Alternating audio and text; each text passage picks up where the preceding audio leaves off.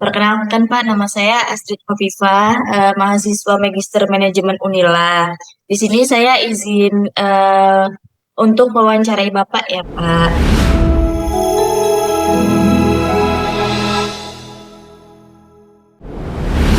Apakah limbah sawit seperti tandan kosong atau cangkang itu dapat dimanfaatkan kembali Pak? Limbah kelapa sawit itu ada beberapa. Yang pertama itu ada janjang kosong atau orang sebut bilang tandan kosong. Kemudian ada cangkang, kemudian ada limbah cair pabrik kelapa sawit yang sering disebut dengan EPKS.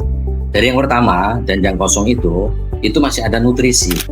Ada nutrisi di dalam janjang kosong itu, sehingga perusahaan melakukan aplikasi ke tanaman janjang kosong tersebut. Itu mensubstitusi pupuk, sehingga mengurangi jenis pupuk tertentu dengan adanya aplikasi janjang kosong itu. Jadi limbah yang dihasilkan dari kelapa sawit janjang kosong itu tidak ada yang terbuang sia-sia. Kemudian untuk cangkang itu kita gunakan kembali atau digunakan untuk pemanasan boiler, untuk bahan bakar boiler. Jadi tidak ada cangkang limbah yang terbuang. Kemudian limbah cair pabrik kelapa sawit itu ada nutrisi di dalamnya. Berdasarkan analisa, ada beberapa nutrisi yang terkandung di dalamnya, sehingga limbah cair ini diaplikasi ke lapangan sebagai substitusi pupuk juga. Namun dalam praktek sebelum dilakukan tentunya sudah ada izin dari Dinas Lingkungan Hidup yang menyatakan bahwa itu boleh diaplikasi dengan beberapa catatan, bahwa limbah cair itu sudah dikelola dengan baik, sudah ada IPAL, instalasi pengelolaan air limbah, sehingga limbah yang keluar dari kolam limbah menuju aplikasi di lapangan itu sudah memenuhi baku mutu parameter-parameter yang ditetapkan di dalam izin, sehingga walaupun diaplikasi di lapangan tidak berbahaya dan tidak mencemari lingkungan. Selanjutnya Pak, apa sih strategi utama dalam menghemat konsumsi energi di operasional sehari-hari Pak? Banyak hal kita lakukan karena energi tidak terbarukan itu di semua tempat harus kita hemat. Beberapa strategi kita, yang pertama tadi, cangkang atau limbah yang kita hasilkan itu kita gunakan untuk sebagai bahan bakar boiler. Ya. Kedua itu kita ada sosialisasi kepada driver yang mengangkut transportasi, baik itu transportasi minyak, CPO, transportasi TBS. Kita sampaikan dan sosialisasikan bahwa setiap mengantri itu kendaraan harus dimatikan, sehingga solar yang digunakan akan lebih hemat. Kemudian berikutnya, pada saat pengangkutan tandan buah kelapa sawit, tandan segar kelapa sawit dari lokasi ke pabrik, itu kapasitas muatnya dimaksimalkan, sehingga penggunaan solar per ton TBS itu akan rendah. Selanjutnya Pak, apakah ada upaya menggunakan kemasan yang lebih ramah lingkungan untuk produk turunan sawit Pak? Jadi produk dari TBS, kemudian CPO, kemudian diolah, itu adalah minyak makan. Jadi begitu TBS diolah menjadi CPO, CPO dikirim ke bulking, bulking dikirim ke refinery, dari refinery itulah menjadi produk minyak sawit. Ya, karena dalam bentuk cairan, maka kemasan yang digunakan adalah plastik. Dalam hal ini, plastik yang digunakan adalah plastik nanti yang dapat dibuat kembali untuk kerajinan tangan bisa, untuk industri rumah tangga juga bisa gitu. Tetapi sampai dengan saat ini belum ada plastik yang bisa langsung begitu dipakai hancur. Kenapa? Karena minyak yang dikemas itu harus dalam kemasan yang kuat dan tidak mudah pecah. Apa sih prinsip etika pemasaran yang diterapkan dalam mempromosikan produk sawit, Pak? Jadi kita punya namanya visi misi, visi dan misi. Dalam visi dan misi itu kita sampaikan bahwa kita ingin menjadi produk konsumen, produsen yang dipilih oleh konsumen.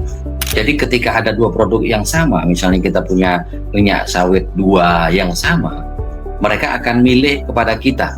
Kenapa? Karena kita juga promosikan bahwa kita adalah produk kita adalah sustainable. Sustainable dalam hal ini kita menjaga keberlanjutan, mulai dari penanaman, tidak ada membakar lahan, kemudian kita tidak menggunakan bahan-bahan pestisida yang berbahaya, kemudian kita menjaga lingkungan, kemudian kita mengelola lingkungan dengan baik, kemudian kita ada mengelola atau melindungi nilai konservasi tinggi juga keselamatan kerja.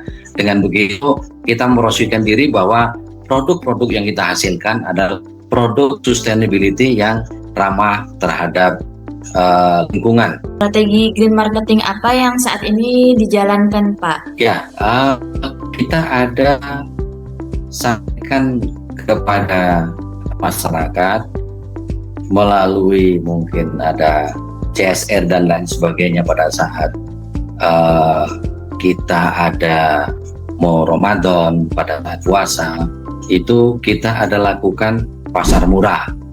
Dengan begitu masyarakat dia akan paham terhadap produk-produk kita, dan kita sampaikan sekali lagi kepada mereka bahwa produk kita adalah produk yang berkelanjutan. Kita menjaga lingkungan, kita tidak merusak hutan, kita tidak ada deforestasi. Bagaimana sih perusahaan itu mengatasi hambatan dalam implementasi program keberlanjutan, Pak? Program keberlanjutan itu belum semua orang paham di awal-awal.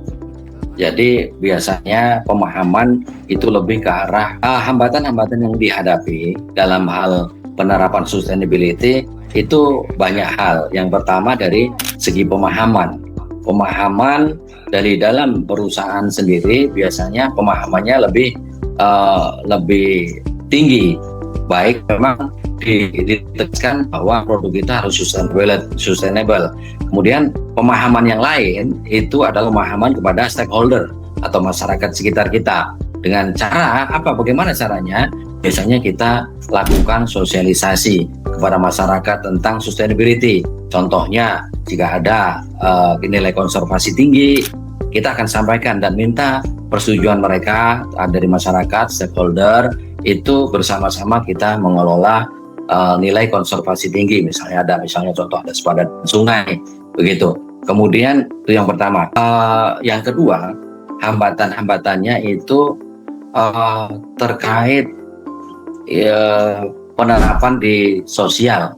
Di sosial itu biasanya itu menghambat sustainability. Contohnya dari segi ketenaga kerjaan. Oleh karena itu hambatan-hambatan itu kita atasi dengan cara kita merekrut tenaga kerja yang ada dari sekitar kebun atau sekitar lokasi perusahaan. Jadi 90% mungkin dari lokasi, kecuali ada beberapa manajemen atau tenaga ahli yang tidak bisa dapat dari sekitar, kita ambil dari luar. Kemudian selain itu kita selalu bersosialisasi, memperkecil gap antara perusahaan dengan masyarakat, karena perusahaan juga bagian dari masyarakat juga sebisa mungkin mendapat manfaat dari perusahaan. Baik, Pak, terima kasih banyak atas jawabannya, dan terima kasih banyak juga Pak udah meluangkan waktunya untuk bisa akses wawancara, Pak. Jawaban Bapak sangat memuaskan, Pak.